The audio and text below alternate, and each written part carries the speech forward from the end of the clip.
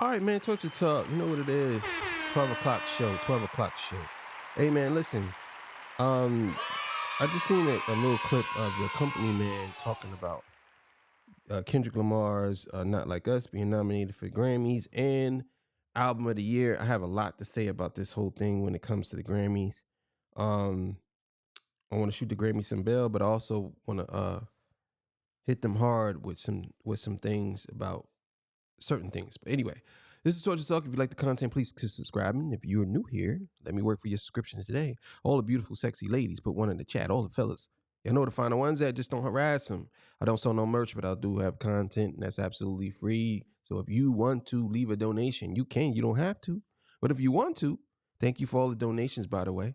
You can. Links on the screen, Cash App, PayPal's in the description. They call me the Hidden Gem. I went from 1,300 subscribers to over 11,000 subscribers. 11,000. And I will be at 1 million soon. So let me know where you're from. You know, it's always a thing with that old thing. You know what I'm saying? Somebody said, I said to somebody in the comments, I said, yeah, I think I'm gonna stop doing the thing. They said, hell no. Don't stop doing that. Keep doing it. So look, I'm gonna get to this. We're gonna get to it, and we're gonna start with this. And yeah, let's go. All right, so let's go. But probably no one with any sense is going to scoff at that possibility either. If these four are locked in, the remaining slots in the Album of the Year lineup are harder to pin down. Earlier this year, Variety ran a column asking, will men be shut out of the Album of the Year for the first time? Since then, Post Malone has come up as a contender with his full-scale moved into country. Of the top 8, we're predicting Malone's may be the longest shot, or at least one that is on the bubble for a nomination, since it's not the kind of album that is likely to top many critics' 10 best lists. And country has had a hard time fielding any candidates in this category in recent years. But Posty thoroughly... It's one thing I don't like about Post Malone is I hate the fact that he came into hip-hop or came into the hip-hop space. And that's not necessarily hip hop because he's really, to me, he was never really hip hop. But he used, I mean, I don't really know about Post Malone. I couldn't really say too much about him. I don't really know how to even take him. But I never liked him. Never. I think one song he did, the Rockstar song, I thought that was pretty dope. Outside of that, I never liked Post Malone. And I always seen right through him. He just seemed like the type of guy who was just trying to fit in for now. You know what I'm saying? He's like, I don't know. To me, he was always a better version of Little Xan. He even kind of looked like him too. That's the crazy part. Endeared himself to the Nashville community with his highly collaborative effort. It consists almost entirely of superstar duets, and it's hardly difficult to envision Music City voters coalescing in support for a project that features so many of the genre's top names, i.e. their friends. Now that is really how the Recording Academy Grammy voting process works more than anything else, right? You have a music industry, thousands of music industry professionals on the public side and private side, producing songs, songwriting, and musicians of all types. And just like any other election, just like your high school election, you tend to vote for your friends. You tend to vote for the people that you like, or you tend to vote for the people that you work with. One of my favorite Grammy stories, again, is when De La Soul was nominated for Best Rap Album for The Anonymous Nobody. And that was a Kickstarter album. They raised $600,000, which was way more than they expected to be able to generate from their fans. And they spent it on what I consider probably their weirdest album. But yeah, so I didn't know it cost that much money to to get an actual album created, 500,000. And he's saying that I guess they look at that. I didn't know that they look at the budget of the album to see if you could get nominated. Because maybe the reason for that is because there's a lot of people with albums, and if they can't meet a certain threshold, then they won't even get nominated. But there's a lot of people with good albums that probably don't spend $500,000 to get that album. So maybe I don't know. Maybe that's the case. 500,000, I guess. They enlisted collaborators from all across the music industry, across all kinds of genres, right? So they had the money to make the album. The average, the minimum amount an album costs, including marketing, is at least $500,000 if you're talking about the Grammys. They raised $600,000, and they had people from all types of different genres and labels on that album in the process. I personally believe one of the reasons they ended up being nominated is because they hit the money threshold, but also because of how they diversified their collaborations. So that's what So there is a money threshold. I didn't know that. See, you learn something new every day, man. I didn't even know that. That's crazy. this point right here is talking about. When they said about Post Malone's album, and it's hardly difficult to envision Music City voters coalescing in support for a project that features so many of the genre's top names, i.e. their friends, right? Getting back to the women that otherwise dominated pop this year, Sabrina Carpenter, Ariana Grande, and Charli XCX seem likely to see their massive popularity translate into votes for well-reviewed efforts, but the Recording Academy could well give one-time Album of the Year winner Casey Musgraves a return ticket. Her determinedly quiet effort has continued to attract applause for her willingness to keep following her mellow arrow. Straight country and hip-hop.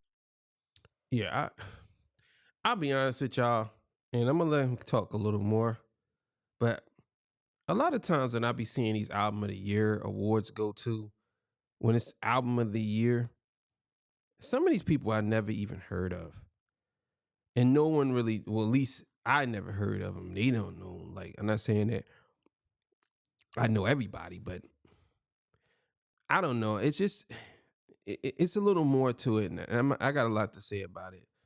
But let's keep going, because like he says something. I just don't know what the heart is at. But he says something that's really interesting, and I'm gonna talk about it from there. Tend to be also rans when voters are casting ballots in these top 4 categories, which covers most of the other outside chancers. Now, consider that point. Straight country and hip hop tend to be also rans when voters are casting ballots in these top 4 categories, which covers most of the other outside chancers. Outkast is the only group to win Album of the Year at the Grammys, and they did that for Speaker Box Love Below. Now, you have the Speaker Box album, which was a straight rap album, and Love Below was not a straight rap album. And yes, this is the part that I wanted to get to. Outkast, and I believe Lauryn Hill, Mr. Education of Lauryn Hill, was the only hip hop or rap albums that ever won Album of the Year. And I would argue that although those albums are good, Mr. Education of Lauryn Hill, that's a classic. But there's other albums that were better than those. And they didn't win. But let's keep it going. At all. I believe there's maybe 2 full songs of rap from Andre. 3, I guess, if you include the one song with Andre and Big Boy on that album. And everything else was really far away from it.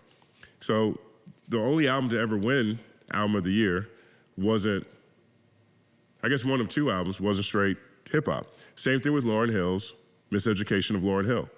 I argue that that's a hip hop album and not a rap album, because I don't believe she's rapping over 51% on that project. But that wasn't a straight rap album either. So when you get to the Recording Academy, when you get to the Grammys and you're in the big 4 categories, we haven't seen a straight rap album win Album of the Year. We just haven't seen it. That's what I'm saying. It's kind of like, I don't really know how to even take that, because we've been doing rap, and some people say this is why they don't mess with the Grammys, or this is why the Grammys are racist, or whatever you want to call it, right? Sometimes it's hard to argue that point, but then again, it's like, sometimes I feel like the Grammy has created a whole subsection just for hip hop, and the artists mainly who win Album of the Year is Taylor Swift. Like, I believe she won like 4 albums of the year. And I asked myself, like, there's albums that came out with Taylor Swift albums, and for them to say that Taylor Swift is winning all the time, that's so disrespectful. And if you're going off of votes, of people votes, of popularity votes, that's such a bad way to do it. Now, I don't know how the Academy does this. I don't know. Maybe they do it that way. I don't know. But for them to give this woman 4 to 5 album of the years is insane to me.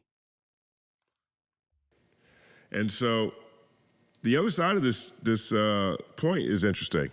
Same thing with country. The same thing with country. You know, you can argue that these are probably two of America's most cultural genres, most culturally specific genres. And they haven't had success in the big 4 categories, or at least in this category, at the Recording Academy. So that point jumped out at me too.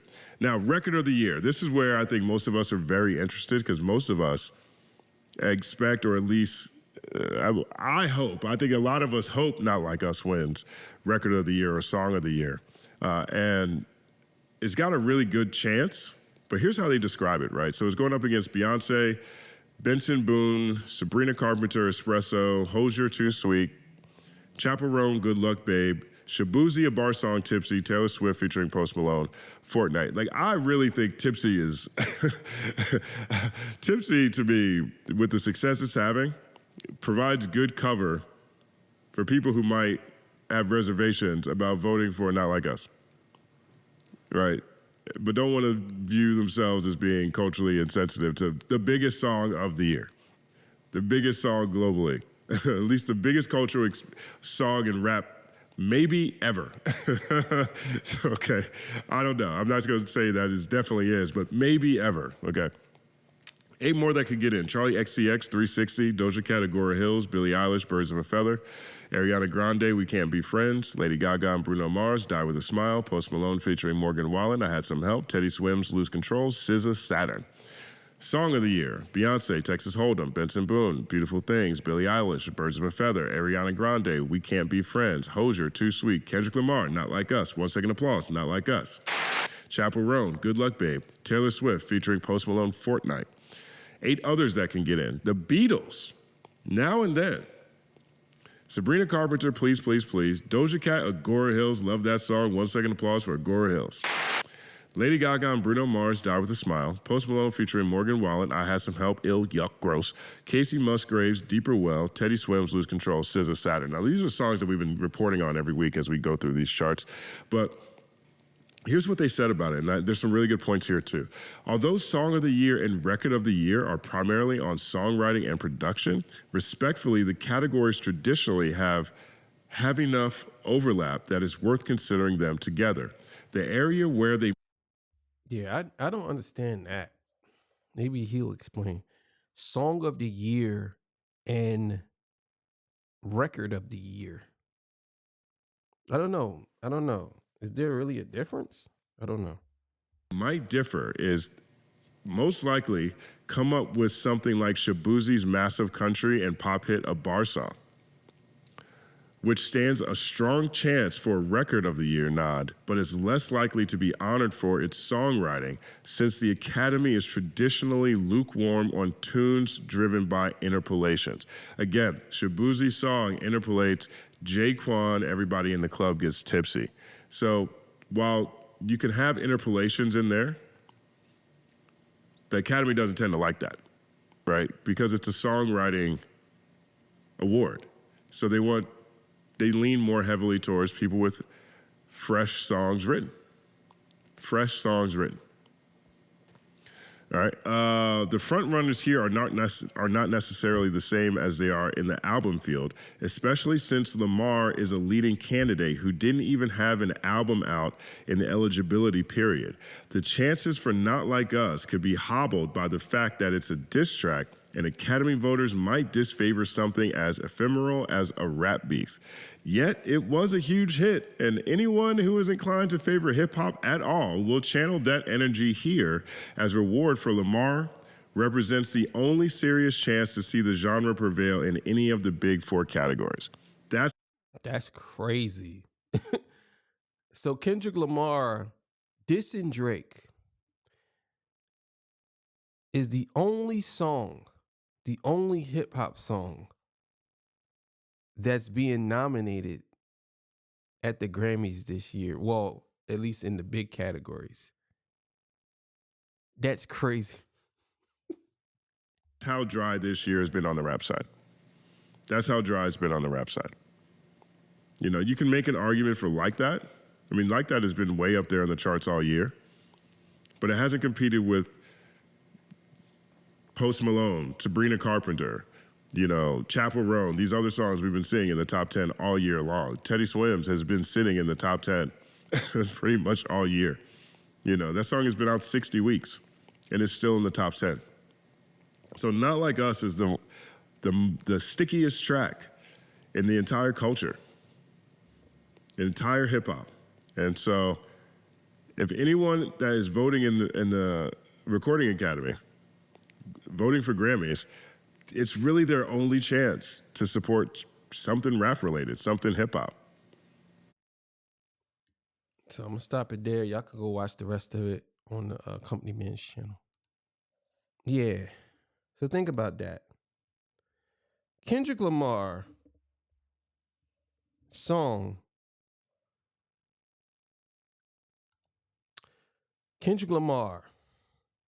It's so crazy how we got to this point where, and I think a lot of people didn't even notice this, that in the big categories, there's no rap songs but one. And it's a diss track. So what do you do in a situation like this where it's a diss track, one of the biggest diss tracks ever? Do you snub that track? Or do you give him the award? Now, you giving him an award, even though I don't agree with it, it plays into what Drake was saying about Kendrick is talking again and giving him another Grammy. Now, everybody who is Drake supporters are saying, well, y'all just gave him that Grammy because Drake been dissing the Grammys forever. But on the flip side of that, it deserves as many awards as it deserves. And I'm saying that because it's a very good song. It's an excellent song. And it deserves everything he gets. But the crazy thing is, in the big categories, it's the only rap song. So that just goes to show you how things have been changed and things are different with hip hop now. And what do people have to do? Like, I don't know what's going on, but you got to recognize that hip hop hasn't been in a good space this year. Maybe it'll be something different yet next year, but we'll see what happens. But it's kind of odd to see something like that. Like the only rap song is from Kendrick. There's no other rap songs in that big category. Nobody else but him. I don't know. I don't know what to say. But either way, man, thank y'all for tuning in. Y'all have yourself a good afternoon. 6 o'clock show coming up. All right, see y'all. Peace. Bye.